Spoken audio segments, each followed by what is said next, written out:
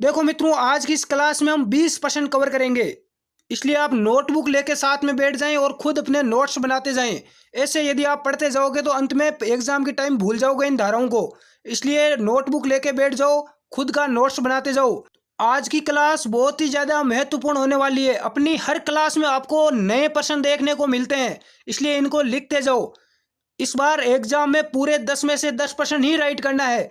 और मैं वादा करता हूं कि अपने इस सिलेबस से बाहर एक भी प्रश्न नहीं जाएगा जो आपको मैं करवा रहा हूं।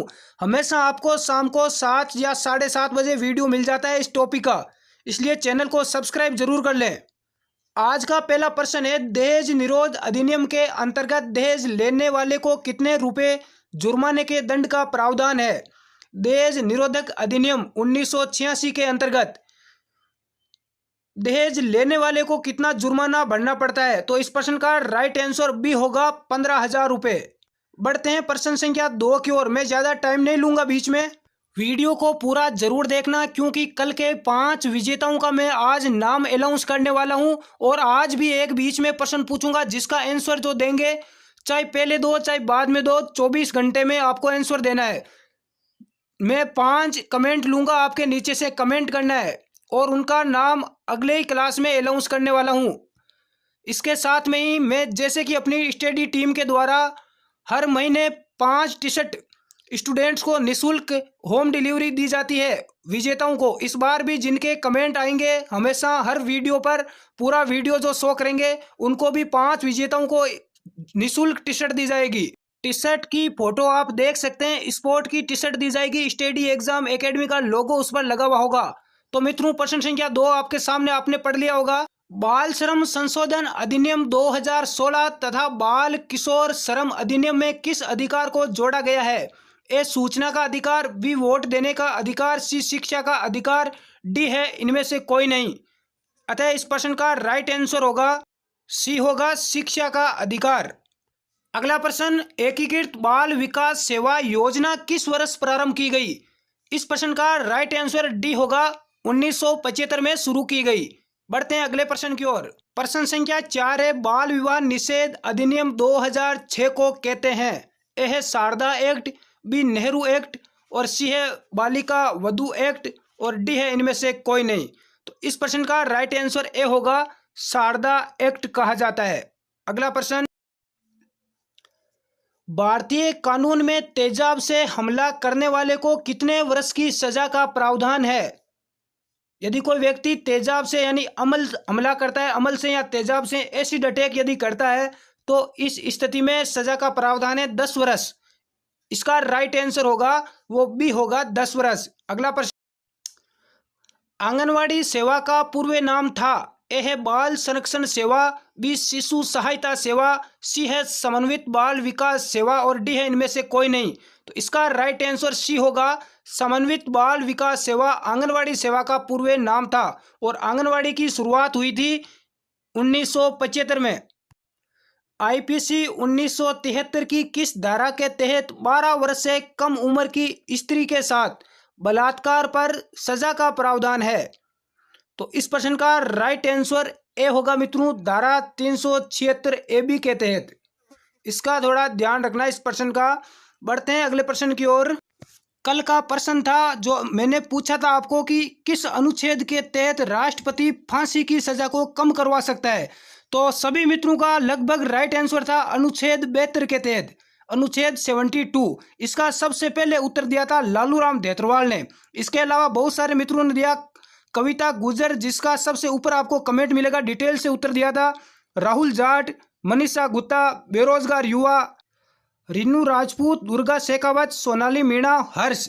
इसके अलावा भी सभी ने दिया था। इस बार भी एक प्रश्न पूछा जाएगा। और आज का प्रश्न संख्या 8 बाल कल्याण समिति में शामिल है। तो इसका राइट आंसर सी होगा, 5 सदस्य जिसमें कम से कम 1 महिला व 1 बच्चों का विशेषज्ञ होना जरूरी है। अगला प्रश्न, प्रश्न संख्या 9 है कि बच्चों के संबंध में सूचना देने के लिए खोया पाया पोर्टल का शुभारंभ किया गया। सभी को पता है खोया पाया यानी बच्चा जब खो जाता है तो उसको वापस कैसे पाना है, इस पोर्टल के द्वारा वापस पाया जा सकता है। तो इसका राइट आंसर सी होगा, 2015 में इसका शुभारंभ किया गया। इस पोर्टल में, इस ऐप में क्या होता है कि जो बच्चे गुम हो जाते हैं वापस मिलते हैं, उनका रिकॉर्ड इसके अंदर रखा जाता है। अगला प्रश्न, आईपीसी की किस धारा के तहत एसिड अटैक करने पर व्यक्ति को सजा का प्रावधान है? इस प्रश्न का राइट आंसर होगा सी, धारा 326 ए।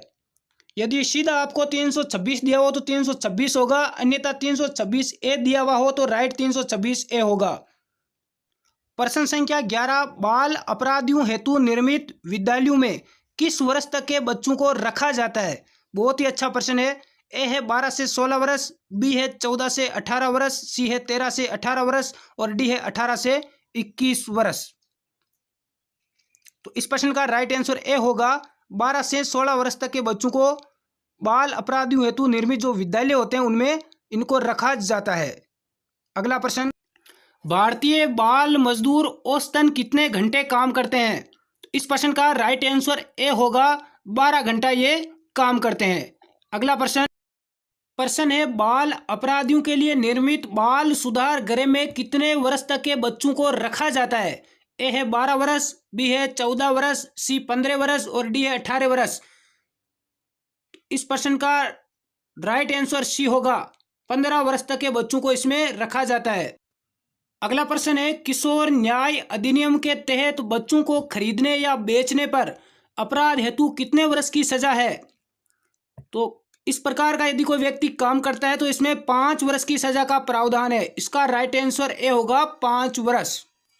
अगला प्रश्न, किशोर अपराधियों के लिए विद्यालय बोस्टल पाठशाला का आरंभ किस देश में हुआ? ए है अमेरिका, बी रूस, सी भारत, डी है पाकिस्तान।